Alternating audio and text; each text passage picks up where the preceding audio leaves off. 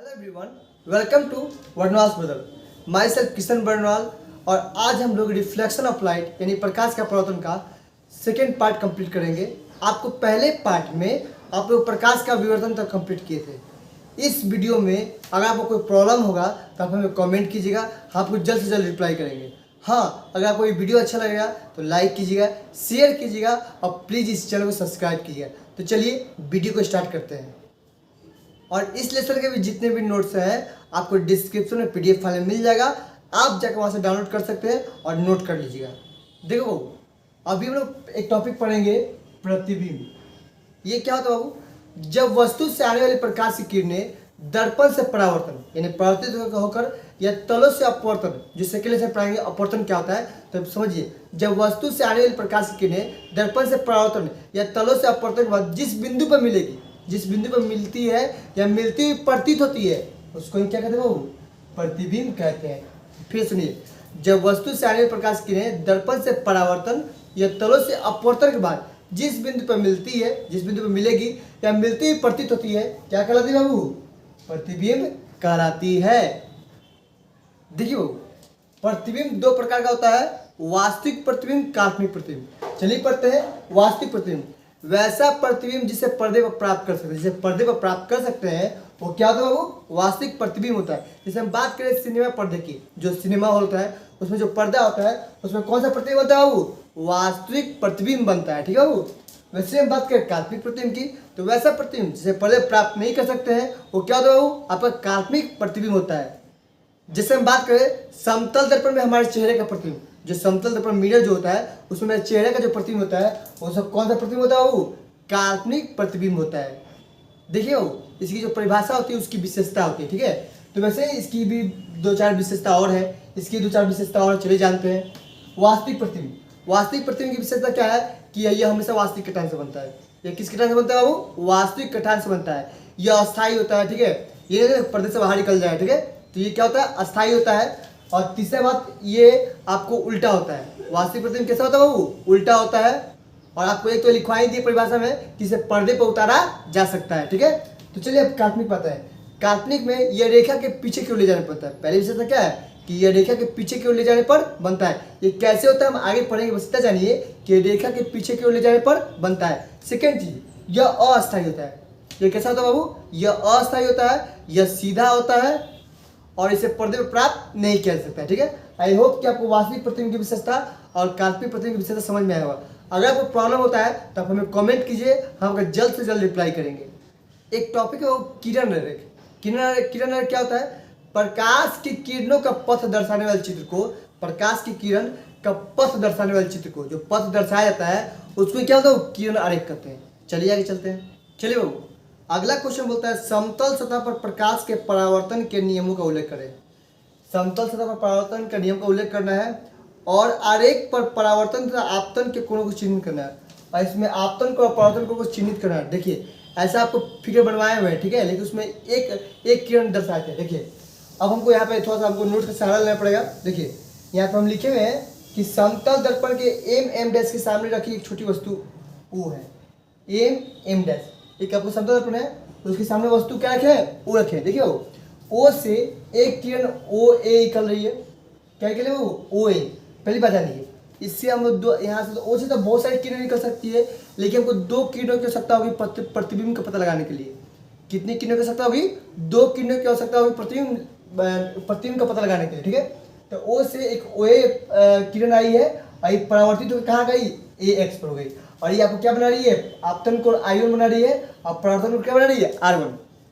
वैसे ही हम बात करें तो ओ से एक और किरण को हम यहाँ पर दर्शाया है, जो ओ बी है वो परावर्तित होकर बी वाई हो गई है। और यहाँ पे वो आपतन को I2 बनाई है और परावर्तन को क्या बनाई है? वो R2।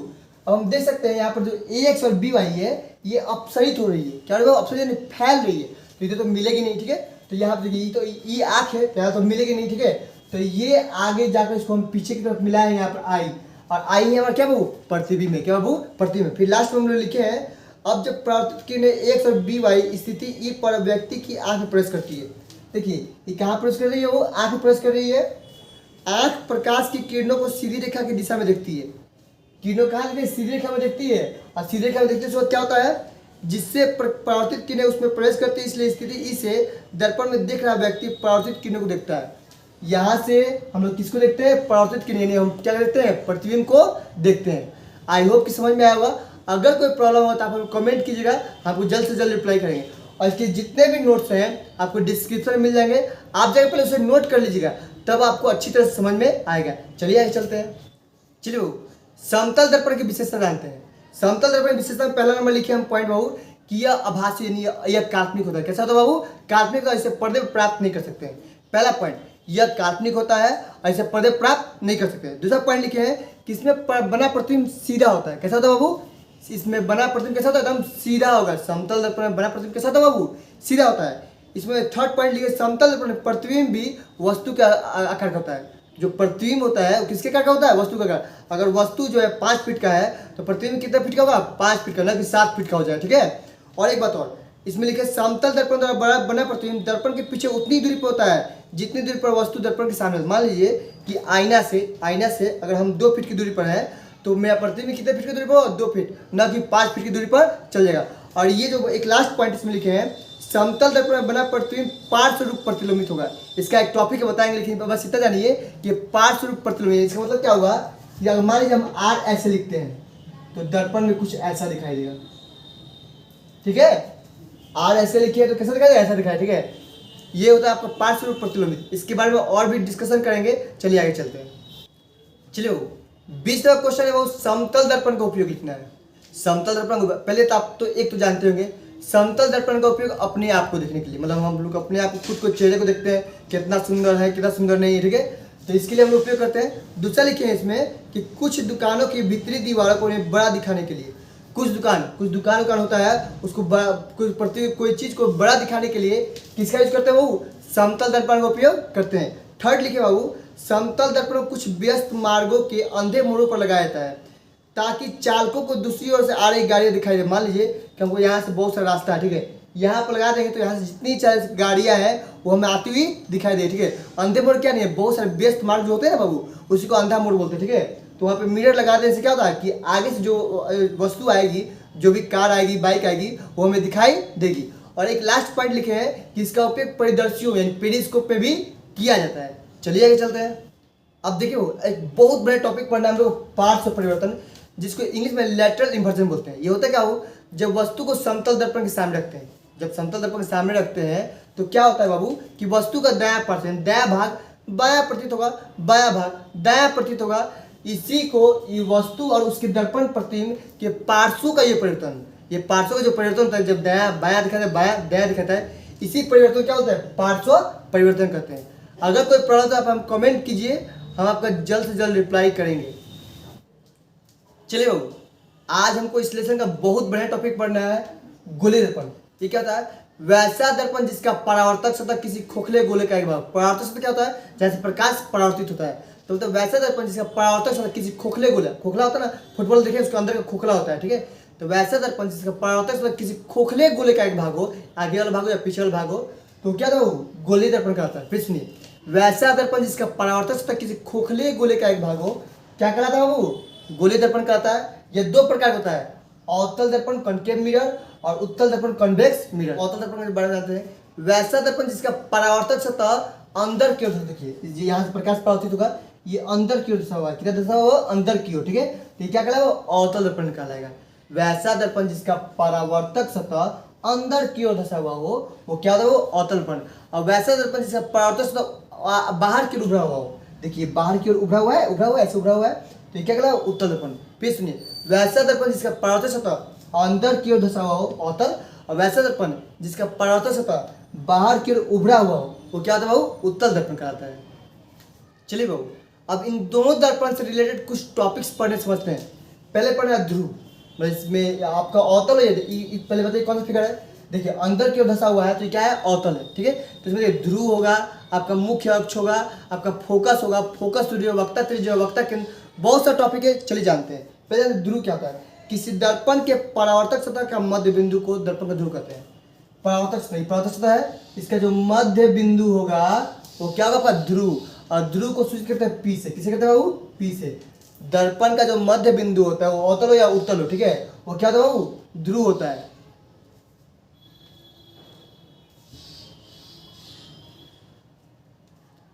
अब एक आता है वो टॉपिक वक्ता केंद्र। अवतल दर्पण हो या अवतल दर्पण हो, वो जिस खोखले गोले का भाग हो उस गोले के केंद्र, मान लीजिए गोला अगर ऐसा है, ऐसे ऐसे ऐसे पूरा गोला है, ठीक है, इसका जो केंद्र होगा, इसका जो केंद्र होगा वो कहलाएगा वक्रता केंद्र। क्या कहलाएगा बाबू? वक्रता केंद्र। और सूचित करते हैं सी से, किसे कहते हैं बाबू? सी से। देखिए ये गोलाकार ऐसे ऐसे आएगा, ऐसे ऐसे आएगा, ऐसे आएगा, तो देखिए बीच वाला जो बिंदु होगा वो अवतल हो या उत्तल हो, उसका जो बीच वाला बिंदु होगा वो क्या होता है? वो क्या? वक्रता केंद्र होगा। अब आता है वो मुख्य अक्ष। दर्पण के ध्रुव से वक्रता केंद्र को मिलाने वाली रेखा, देखिए ध्रुव या वक्रता केंद्र, इसको मिला दीजिए, इसको जो मिलाइए तो ये जो रेखा प्राप्त होगा वो क्या होगा? मुख्य अक्ष होगा। इसको और भी लंबा क्लिक कर सकते हैं इसको,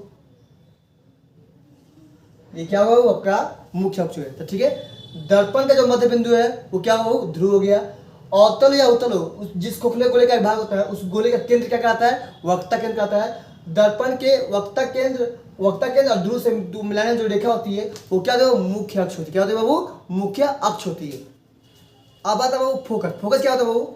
मुख्य अक्ष के समांतर आती हुई प्रकाश किरण, मान लीजिए मुख्य अक्ष है और इसके समांतर ये किरण आ रही है, ठीक है, ये किरण आई, तो मुख्य अक्ष के समांतर आती हुई प्रकाश की किरणें दर्पण से परावर्तन के बाद, परावर्तन हुआ यहाँ से, मान लीजिए परावर्तित हुआ, तो परावर्तन के बाद जिस बिंदु पर मिलेगी वो क्या होगा? वो होगा फोकस। क्या होगा वो? फोकस। फिर सुनिए, मुख्य अक्ष के समांतर आने वाली प्रकाश की दर्पण से प्राप्त हुआ जिस बिंदु पर मिलती है वो क्या होगा? फोकस होती है। क्या होगा वो?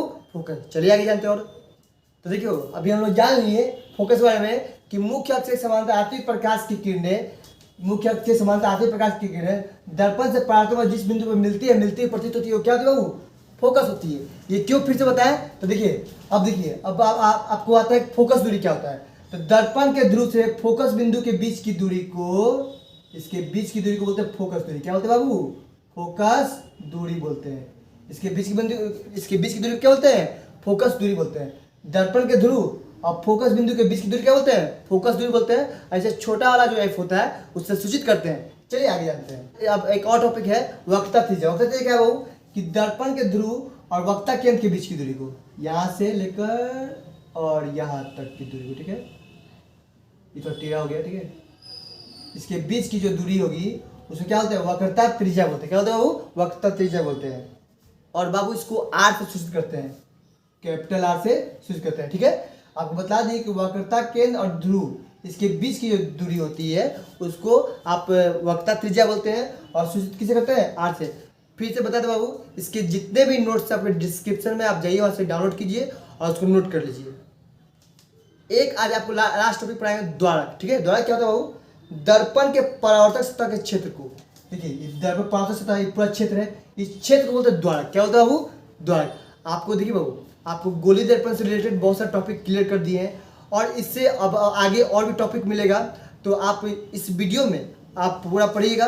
अगर आपको कोई प्रॉब्लम होगा तो आप हमें कमेंट कीजिएगा, आपको जल्द से जल्द रिप्लाई करेंगे। हाँ, अगर आपको ये वीडियो अच्छा लगा हो तो लाइक कीजिए, शेयर कीजिए और प्लीज़ इस चैनल को सब्सक्राइब कीजिए। Thank you so much.